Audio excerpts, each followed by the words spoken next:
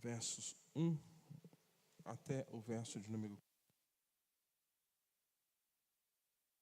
3, 1 a 4. Podemos ler juntos, mesmo assentados, a palavra do Senhor. Leiamos. Portanto, se fostes ressuscitados juntamente com Cristo, buscai as coisas lá do alto, onde Cristo vive, assentado à direita de Deus. Pensai nas coisas lá do alto, não das que são daqui da terra. Porque morrestes e a vossa vida está oculta juntamente com Cristo em Deus. Quando Cristo, que é a nossa vida, se manifestar, então vós também sereis manifestados com Ele e em glória. Quero repetir o verso de número 4 e enfatizar a palavra manifestar. Quando Cristo, que é a nossa vida, se manifestar, então vós também sereis manifestados com Ele em glória. Amém.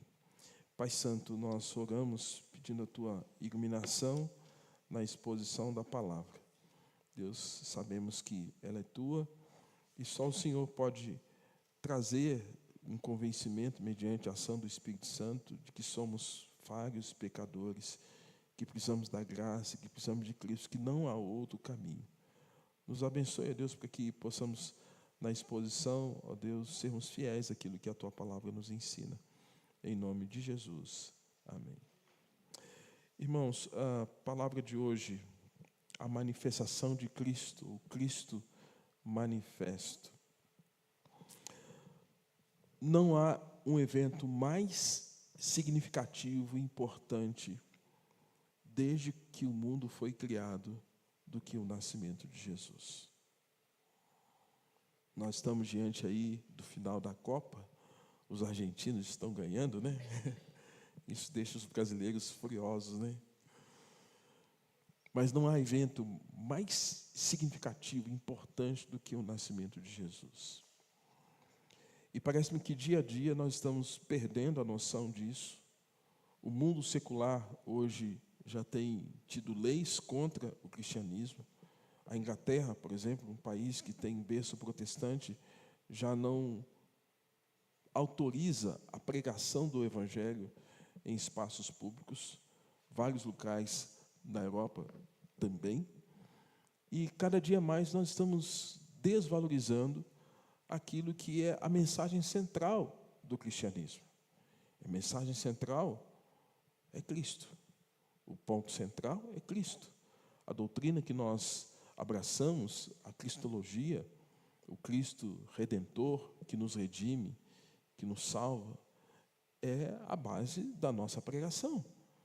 E cada dia mais, irmãos, tal qual lá no período apostólico, quando os apóstolos falavam do Cristo ressuscitado, ressurreto, e eles eram aprisionados por causa disso, parece que já estamos vivendo um tempo em que essa confissão já não é algo bom que soe ao ouvido das pessoas.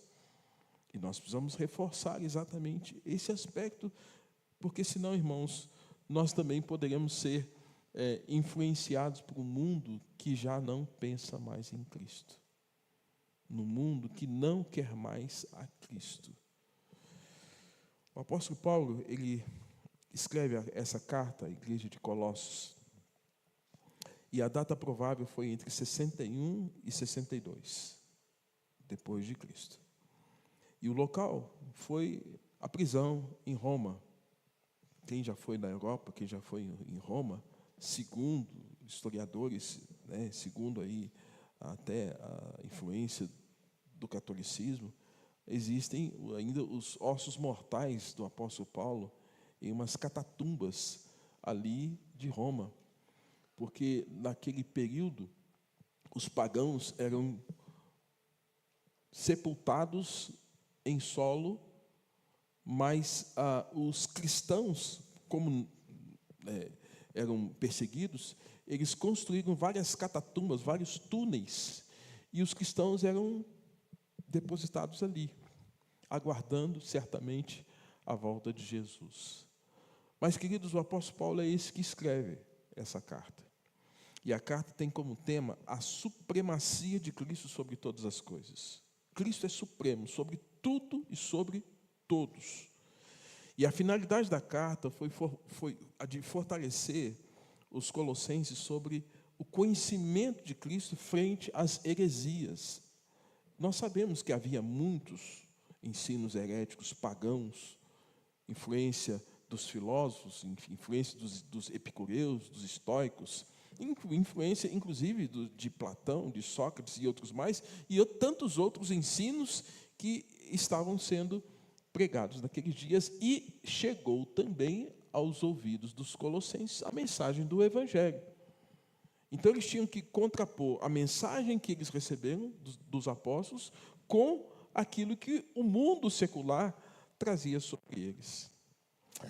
Podemos entender, irmãos, que quando a Bíblia fala de fundamento, a Bíblia dá uma metáfora, que Jesus é como se fosse, ele diz, eu sou a videira verdadeira e meu pai é agricultor, e todo ramo que estando em mim não der fruto, ele corta, mas o que dá muito fruto, ele limpa para que produza mais ainda. Mas Jesus aqui é a videira.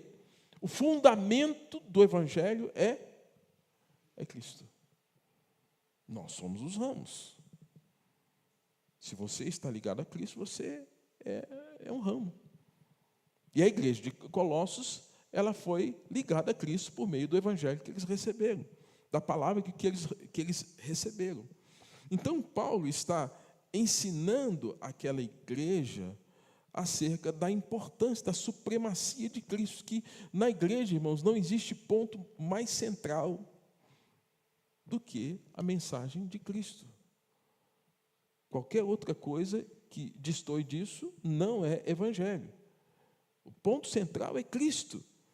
Então, quando o apóstolo Paulo está explicando à igreja sobre isso, ele usa aqui a palavra phanerote, em grego.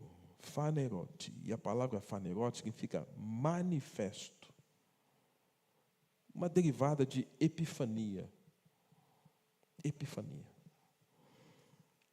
Expressão manifesto, que significa revelado, mostrado, aparecido. Na língua original, que é o grego, é o que vem a público, é o que é apresentado, é o que é declarado, o que é anunciado, o que é proclamado, o que se tornou visível. Está claro. E no tocante a isso, as Escrituras declaram, irmãos, que Cristo foi manifestado. Aí vem a palavra grega phanerote. Ele foi manifestado. Corroborando para que a gente entenda um pouco mais isto, o texto de João fala, o Verbo se fez carne e habitou entre nós.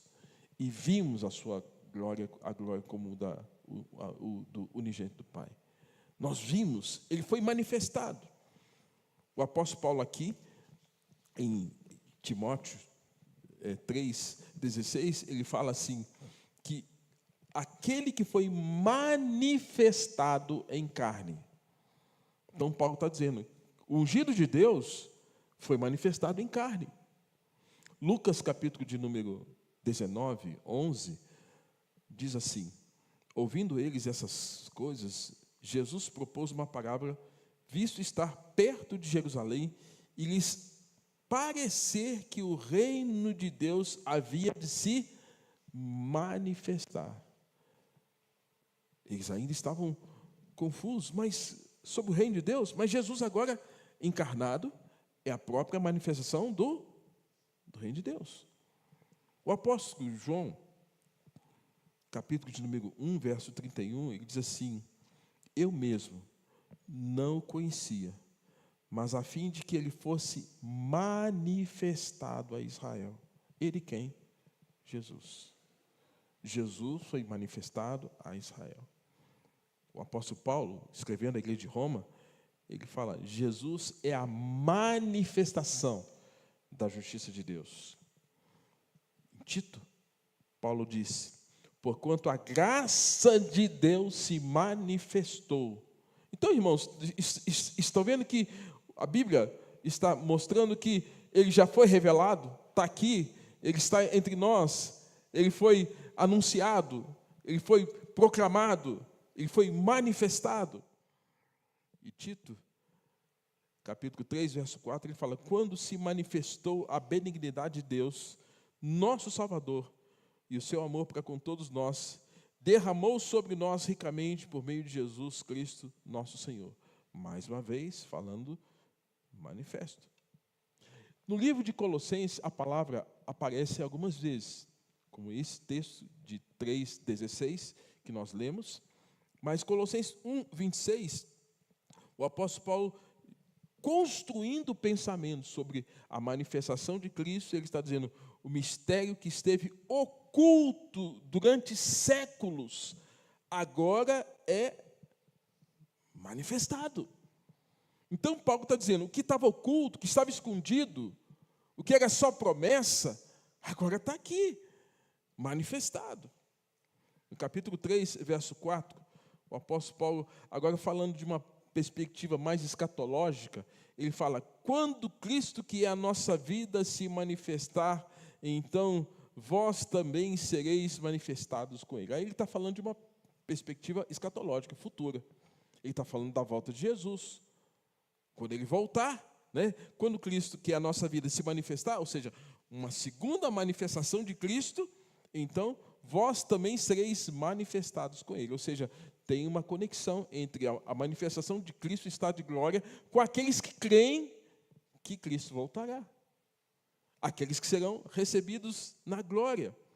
Então, irmãos, a partir dessa compreensão, nós podemos fazer as primeiras conclusões, entendendo que Jesus foi manifestado entre os homens com propósitos espirituais. A manifestação de Cristo foi com propósitos divinos, espirituais, salvíficos.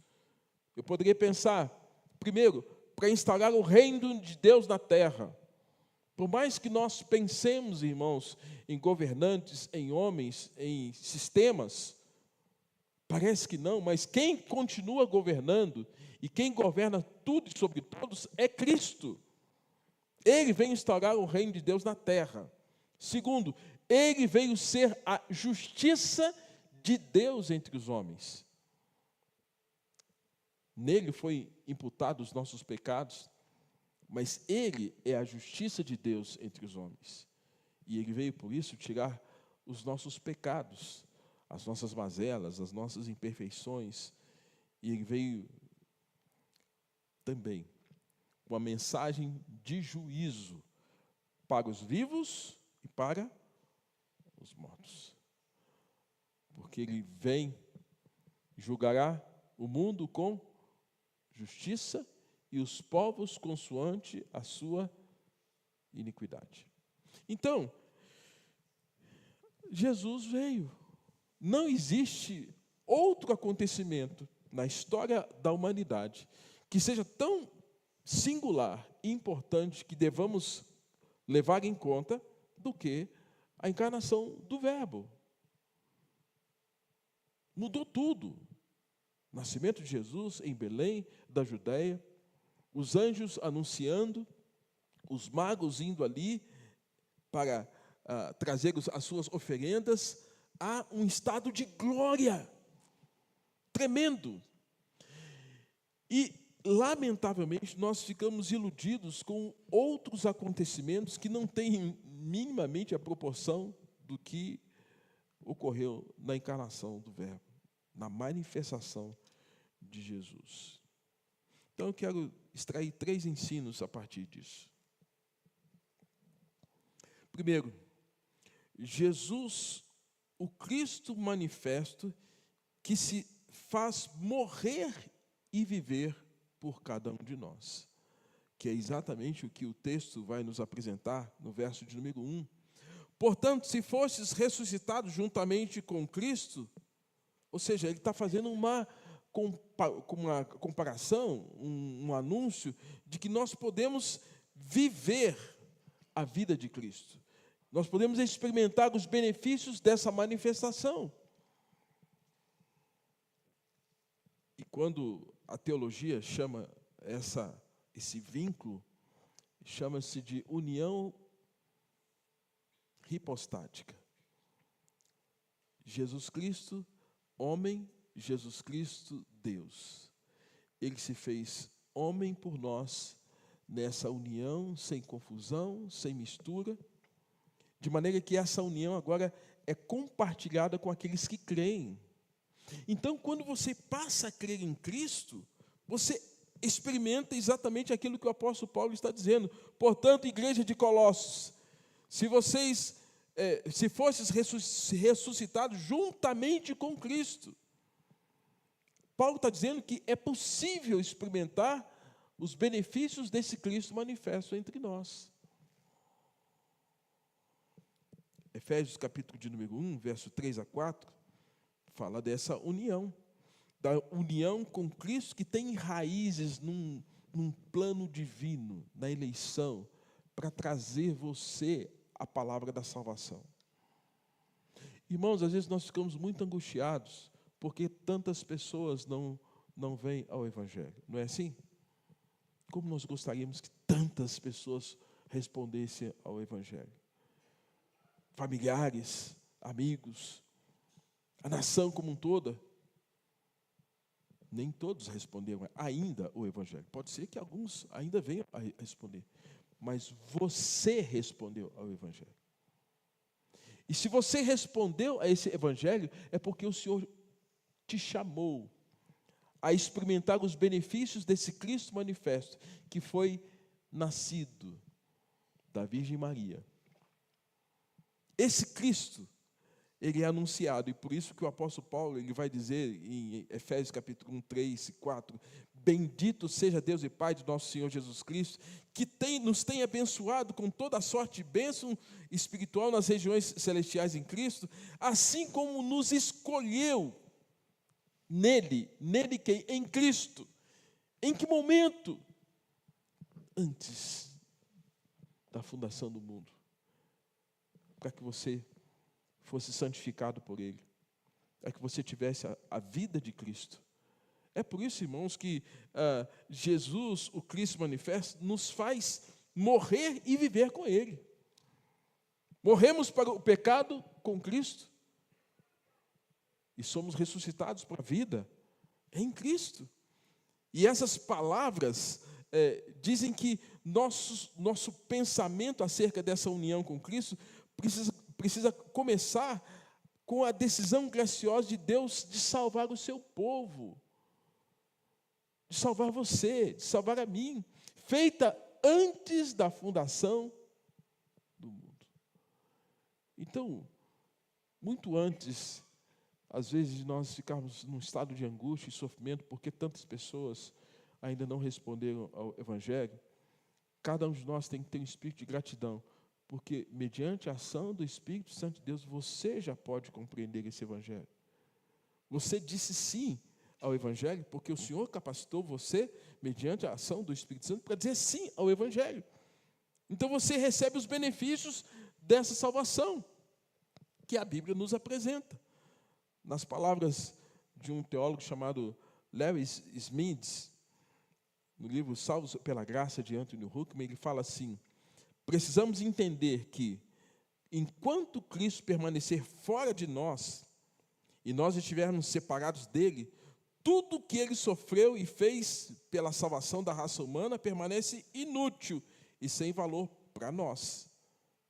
Tudo o que Cristo possui é nada para nós, até que cresçamos num só corpo com Ele. Você é um só corpo em Cristo? Você é um só corpo em Cristo? Se você já entregou a sua vida a Cristo, já se arrependeu dos seus pecados, você é um só corpo em Cristo. Então você já recebe os benefícios desse Cristo manifesto, desse Cristo que foi anunciado, pregado pelos profetas, anunciado pelos patriarcas, o renovo de justiça. Você já recebe esses benefícios. Então, não somos salvos até que sejamos feitos um com Cristo, permanecendo salvos até que permanecemos permaneçamos nessa união com Cristo. Então, você, meu irmão, você, minha irmã, é chamado a ter essa união com Cristo e a receber os benefícios desse Cristo manifesto. Jesus Cristo não veio, irmãos, aqui passando férias. Jesus Cristo veio com um plano redentivo, um plano salvador, para salvar você e a mim. E qual a base dessa nossa união com Cristo? Qual a base disso? A nossa união com Deus tem sua base na obra redentora de Cristo. Deus Pai apresentou o Filho a um povo a ser redimido do pecado. E o Filho veio à terra para levar a termo a obra redentora em favor do seu povo. Jesus foi até a morte, e morte de cruz, até o fim, para tornar você um homem salvo, uma mulher salva, uma família salva, alguém redimido por Ele. Então, não podemos pensar na obra redentora de Cristo a parte da união entre Cristo e o seu povo. Hoje, realmente, dá tristeza quando a gente assiste algumas questões. Me parece que essa semana uma promotora, numa cerimônia pública no estado do Rio de Janeiro, ela se incomodou porque no intervalo em que houve uma troca de roupa de uma atividade das crianças, foi se recitar uma poesia.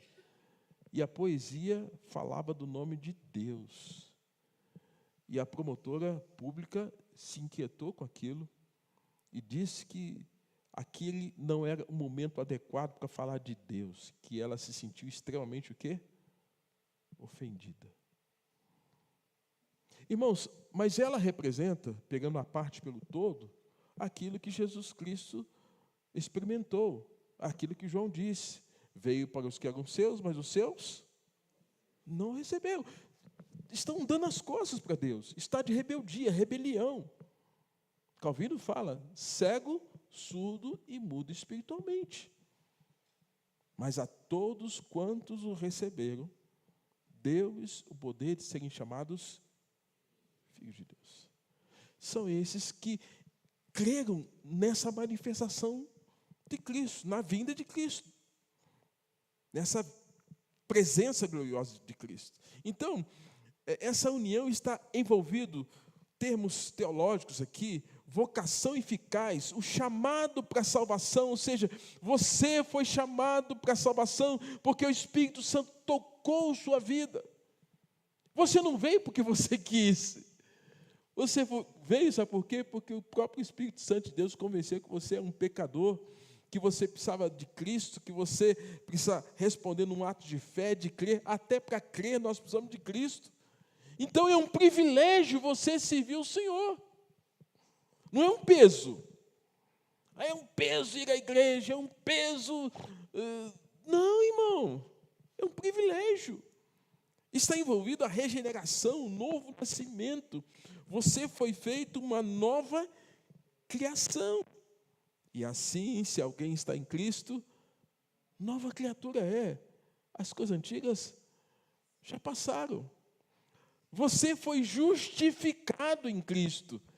E essa justificação significa que, a despeito de todos os pecados e mazelas e imperfeições que você tenha, ainda que a sua vida seja como um escarlate, vermelho, vibrante de coisas erradas, o Senhor pode purificar e tornar alvo como a lã, alvo como a neve. Justificação. A santificação. Antes você estava separado de Deus, agora você foi santificado para ter comunhão com um Deus santo. E essa santificação, sabemos, irmãos, que ela começa com a conversão, mas é uma vida longa, até que o Senhor nos chame e até que Ele venha na sua glória para nos redimir definitivamente das mazelas que o pecado traz sobre nós. Então, santificação, mais do que uma ideia de beatismo, Santificação é ter a consciência que você adora um Deus que é o quê? Que é santo. Então, esse Deus santo te chama para essa santificação. E está envolvido também nessa união a perseverança. Irmãos, nenhum de nós perseveraria se o próprio Deus não pegasse em nossas mãos e nos segurasse firmemente. Aí vem o apóstolo Paulo que vai trazer aquela mensagem preciosa lá no livro de Romanos, que nem morte, nem vida, nem anjos caídos, nem principados, nem os demônios, nem potestade, que nada, absolutamente nada vai criar um hiato, vai criar uma separação, vai criar uma lacuna entre você e o seu Deus. E quando a gente tem a convicção disso, irmãos, isso nos dá segurança cristã, de que o Senhor não vai abrir mão de nenhum de nós, a despeito das nossas fraquezas e pecados. Porque Cristo morreu por cada pecado que nós haveríamos que já pecamos, já fizemos contra Ele, e do que nós vamos fazer também, cada um deles. É por isso, irmãos, que o apóstolo Paulo, em Romanos capítulo 14, 8, ele fala: e se vivemos, é para o Senhor que nós vivemos. E se morremos, é para o Senhor que nós morremos. Quer pois vivamos ou morramos, nós somos. Aí o apóstolo Paulo está dizendo: igreja de Colossos, se fosses ressuscitados juntamente com Cristo. Vocês foram ressuscitados com Cristo. Vocês experimentam a nova vida com Cristo. Segunda coisa que eu aprendo nesse texto, irmãos, é que Jesus, o Cristo manifesto, nos chama a uma vida sublime. É diferente. Por causa da manifestação, da revelação de Cristo, nós podemos desfrutar de benefícios espirituais, pelo menos 3 deles são citados aqui a seguir, no verso de número 1, quando o apóstolo Paulo fala àquela igreja: buscar as coisas do alto, pensar nas coisas lá do alto e viver as coisas lá do alto. Quando ele diz assim: buscai as coisas lá do alto. Você se lembra das palavras de Jesus? Buscai, pois, em primeiro lugar, o reino de Deus. Busque o reino, priorize o reino. E priorizar o reino, irmãos, tem a ver com todo o ensino que é composto nos evangelhos. Não tem uma coisa específica, tudo que está ali. Se nós pudermos buscar, viver, conhecer, nos aprofundar, priorize o reino de Deus. E falar que o reino de Deus não é comida, não é bebida e não é vestuário. Não é disso. Mas o reino de Deus implica na justiça de Deus, implica na paz de Deus, implica na alegria no Espírito Santo. É fato que hoje nós estamos vivendo um tempo que as pessoas estão ficando muito deprimidas. Talvez porque os nossos olhos não estejam sendo postos em Deus. É fato que existem questões ligadas à saúde, uma desorganização hormonal, alguns eventos muito graves. Sim, podemos passar por isso. Mas, irmãos, podemos também passar por uma depressão espiritual. E a depressão espiritual, às vezes, é porque nossa fé não está firmada. Os nossos olhos não estão firmados em Deus, não estão postos em Deus. Você se lembra do profeta Elias? Ele não tinha nenhuma patologia. Ele tinha uma ameaça de Acabe e Jezabel. Talvez isso o deixou um pouco amedrontado. Mas quando ele foi para a caverna, a fala de Elias era de um homem deprimido. Eu quero morrer, Senhor, me mata. Um homem angustiado. Mas o Senhor, diante desses homens angustiados e mulheres angustiadas e deprimidos, o Senhor dá uma palavra de encorajamento. Diz que todo deprimido, uma coisa que é boa fazer é dar comida para ele, né? O que o Senhor fez, deu água e pão. Vai lá, come, alimenta. Depois que deu água e pão, o Senhor pergunta: Elias, o que você está fazendo aqui? que você está fazendo aqui?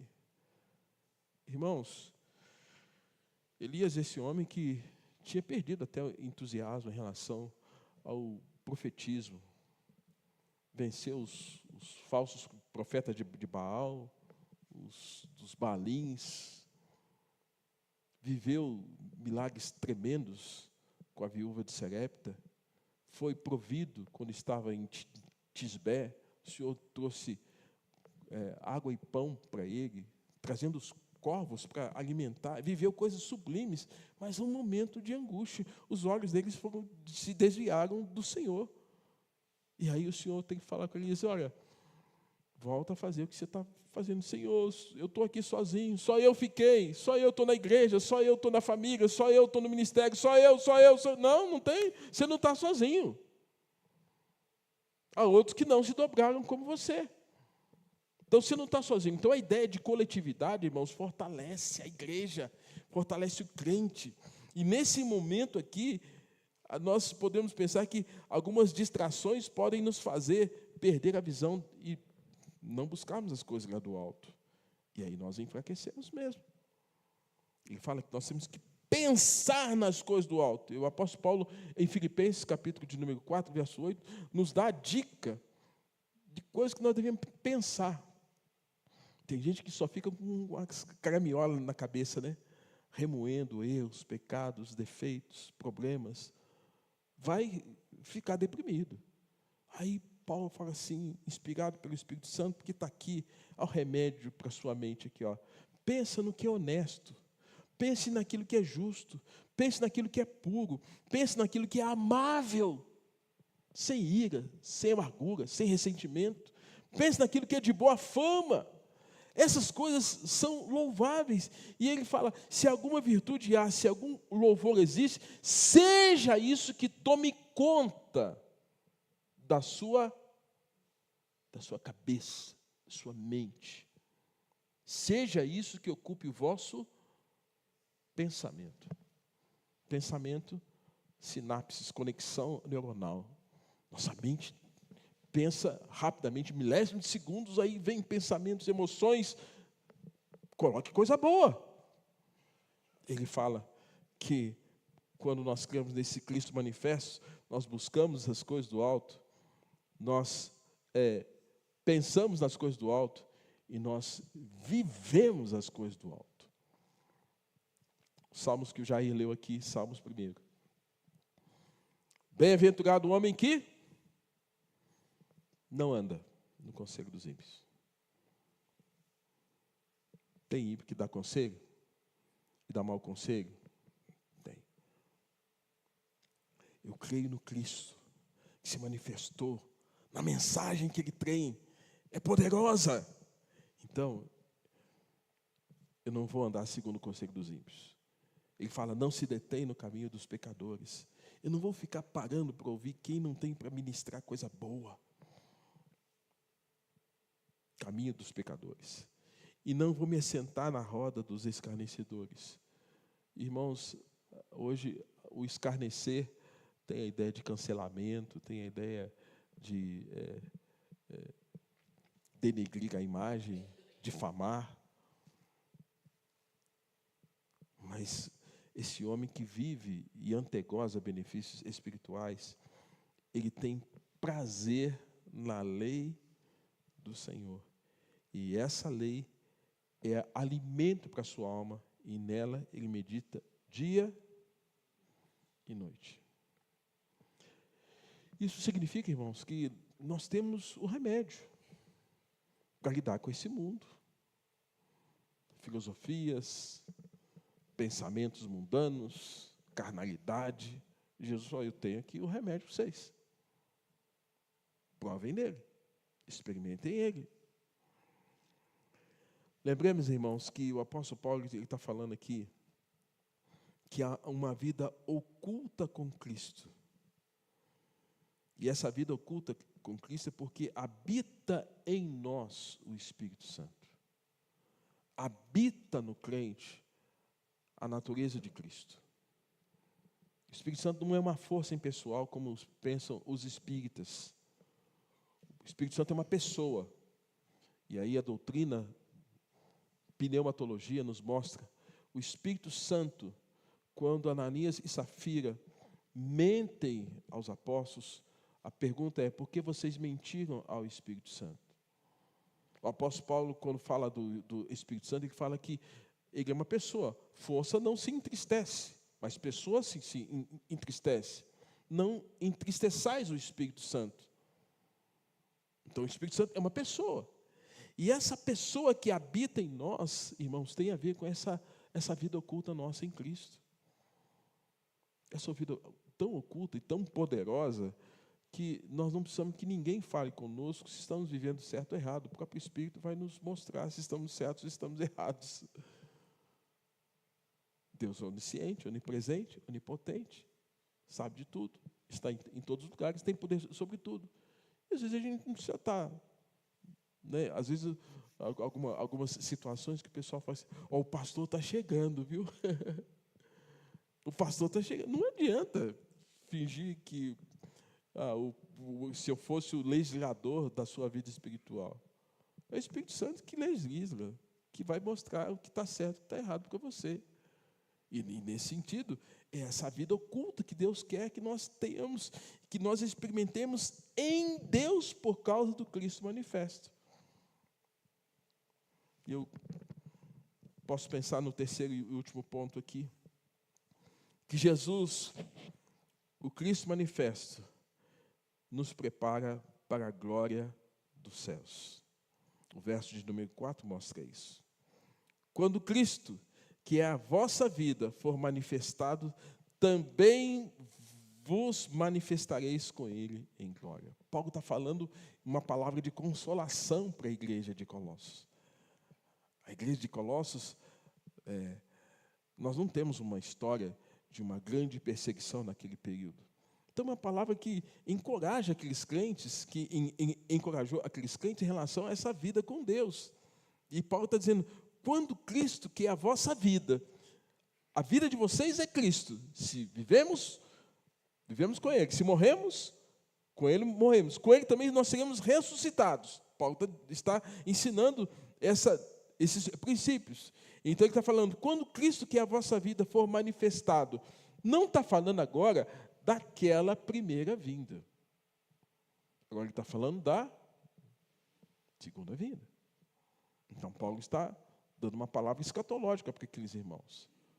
Jesus vai voltar. Jesus vai voltar. Nós não sabemos o dia e a hora, nem Ele mesmo sabe, porque Ele diz que somente o Pai compete isso. Os discípulos ficaram ansiosos em que Ele revelasse isso, mas Ele disse: não, isso só compete ao Pai. Paulo disse que por conta do fato de que ainda nós não vivemos essa vida em glória, porque estamos aqui na terra lutando contra o pecado, contra a carne, contra o mundo, ele fala: porque agora vemos como um espelho, obscuramente, então veremos face a face. Que coisa linda. Agora conheço, como também em parte eu sou conhecido. Mas Paulo está falando, depois que ele fala sobre o caminho, sobre o modo excelente, o amor, ele está falando: olha, agora nós vemos como um espelho, está meio obscuro. Está meio obscuro. E é tão ruim, né, irmãos? Quem dirige e faz viagens longas, quando tem uma neblina, uma cerração, e os dois piores momentos para a gente dirigir também são quando, no amanhecer, da madrugada para amanhã, é horrível, porque você não consegue enxergar determinadas coisas, né, uma certa distância, e do entardecer para o anoitecer. É horrível.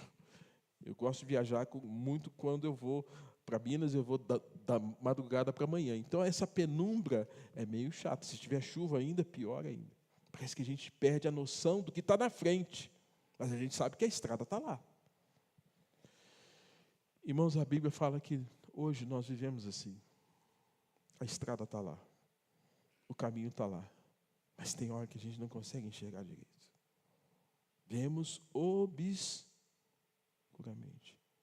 Talvez por isso que alguns, por não conseguirem de maneira plena, ficam para trás. Por isso, alguns param e não prosseguem. Mas o desafio do crente, irmãos, é andar por fé, ainda que nós não consigamos ver tudo de maneira clara, perfeita. E é isso que o apóstolo Paulo está falando em Coríntios 13. Se por um lado temos hoje essa visão parcial e obscura, por outro, quando Cristo for revelado a segunda vez em glória por meio da sua segunda vinda, nós e Ele experimentaremos e veremos a plena manifestação de Cristo. Nisso, católicos e protestantes concordam com a mesma coisa. Os espíritas não, os pagãos não. Nós cremos na segunda volta de Jesus. E veremos como Ele é. 1 João capítulo 3, 2, diz algo sublime sobre a segunda vinda de Jesus. O apóstolo João diz assim: amados, agora somos filhos de Deus, e ainda não se manifestou o que havemos de ser. Todavia, sabemos que quando Ele se manifestar, seremos semelhantes a Ele, pois o veremos como Ele é. Essa declaração, irmãos, é importantíssima. Primeiro, quando Ele se manifestar, nós seremos como Ele é. Você se lembra quando Jesus estava ressurreto e Ele estava no meio dos discípulos e Tomé, aquele que teve dificuldade de crer, não creu. E aí Ele fala assim: põe o teu dedo aqui. Lembra disso? E Tomé vai lá e põe o dedo. Aí Tomé, de descrente, passa a ser um crente. O Cristo ressurreto, transfigurado, estado de glória. Segundo, quando ele se manifestar, o veremos como ele é. Apenas um dado aqui.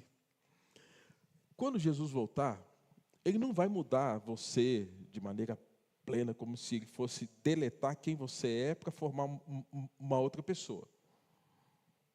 Você se lembra, eu faço uma teoria com aquele momento da transfiguração. Naquele momento, Jesus transfigurado estava ali, juntamente com Ele, quem mais? Moisés e Elias. Moisés representando o decálogo. Elias representando o profetismo. Por que eles identificaram Moisés? Até porque o corpo de Moisés foi ocultado pelo próprio Deus, para não ser idolatrado no contexto judaico. E Elias foi transladado, subiu aos céus. Agora estão ali. Alguma coisa fez com que aqueles discípulos não tivessem uma elucubração, mas uma certeza. No entanto, o texto está na Bíblia. É Moisés, Elias. Deus não vai apagar a memória de quem você é. Mas uma coisa é certa: você vai estar com o corpo glorificado, sem doença, sem dor, sem mácula, sem nenhum tipo de enfermidade. O velho homem, a versão adâmica em nós, inclinada às paixões carnais e mundanas, será extinta, extinguida. Tentações não mais nos atormentarão. E a causa é a vitória triunfal de Cristo.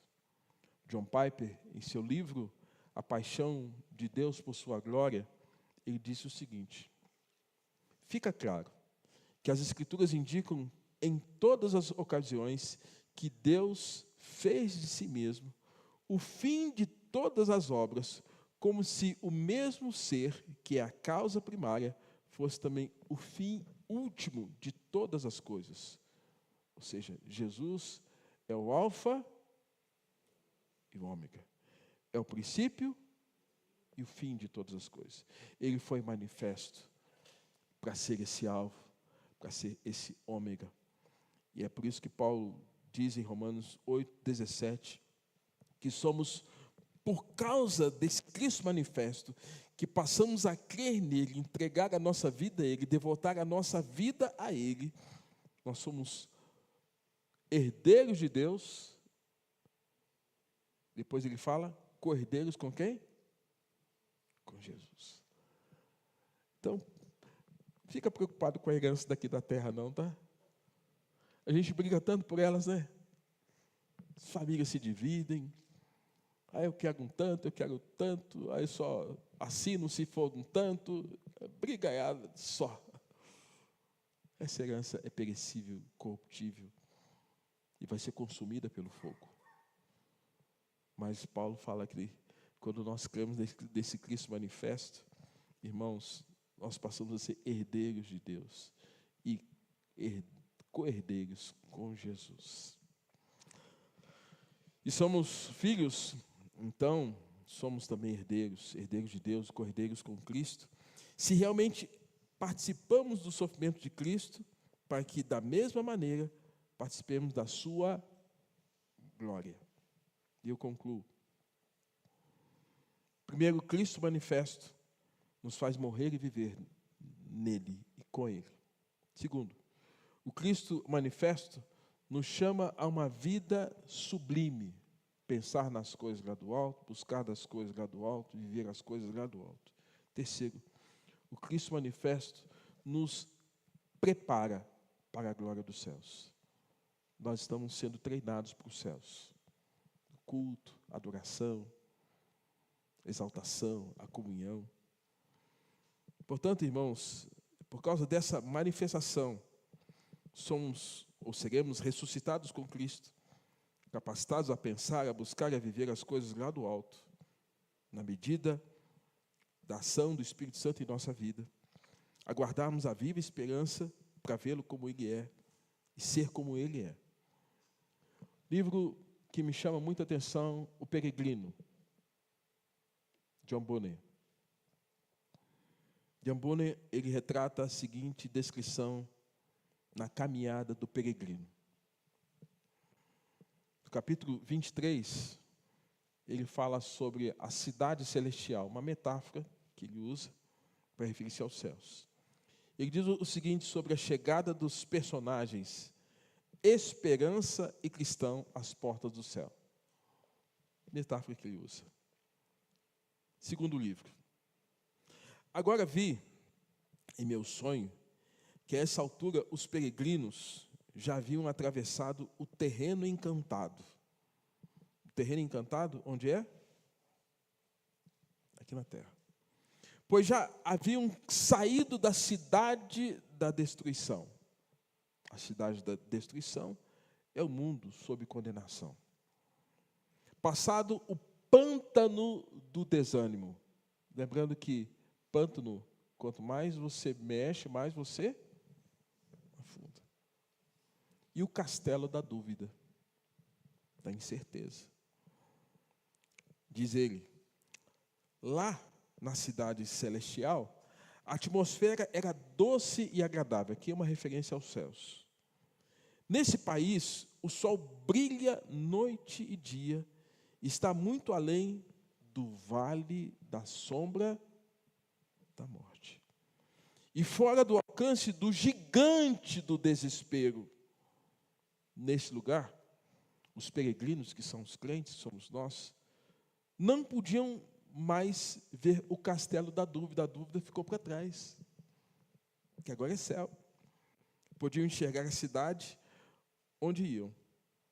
Também encontraram alguns habitantes daquela cidade, pois os seres resplandecentes habitavam lá. Para John Bunyan,